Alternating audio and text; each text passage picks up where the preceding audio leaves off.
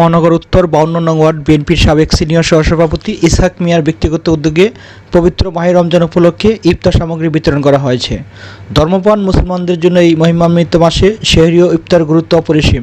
তাই সমাজের সুবিধাবঞ্চিত মানুষের পাশে দাঁড়ানোর উদ্দেশ্য নিয়ে এই মহতী উদ্যোগ গ্রহণ করা হয়।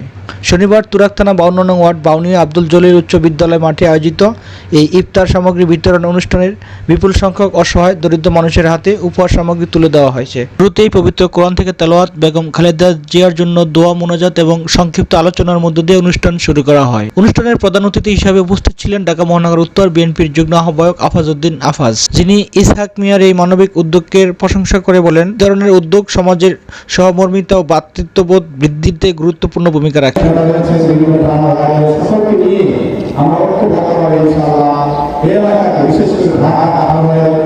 মানুষ যাতে শান্তিতে বসবাস করতে পারেন, ঢাকা আদালতে চলাচল থাকেন, ঢাকা আদালতে কোনো সন্ত্রাস চালাবাজি না হয়, জমি দখল না হয়, মানুষ নিরাপদে ঘুমাতে পারে, কিছু ব্যাঙের দৌড়াতে না থাকে।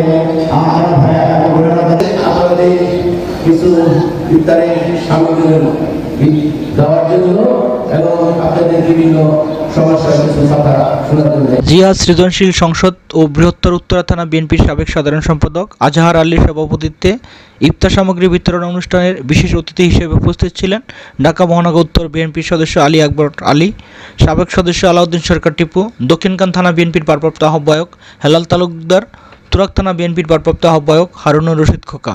এছাড়াও আমন্ত্রিত অতিথি হিসেবে উপস্থিত ছিলেন উত্তরা পূর্ব থানা বিএনপির সিনিয়র যুগ্ম আহ্বায়ক মনির হোসেন ভূঁইয়া, তুরাগ থানা বিএনপির সাবেক সিনিয়র যুগ্ম সাধারণ সম্পাদক আবু তাহের খান আবুল, তুরাগ থানা বিএনপির যুগ্ম আহ্বায়ক মহিউদ্দিন সোহাগ রাজা, চান মিয়া ব্যাপারী, উত্তরা পশ্চিম থানা বিএনপির নেতা আব্দুল সালাম, আলমগীর হোসেন শিশির, সোলাইমান হাসান সহ বিএনপি এবং সহযোগী সংগঠনের নেতৃবৃন্দ উপস্থিত ছিলেন। তুরাগ বাউনিয়া থেকে শাহজালাল দেওয়ান, ইনফো টেলিভিশন।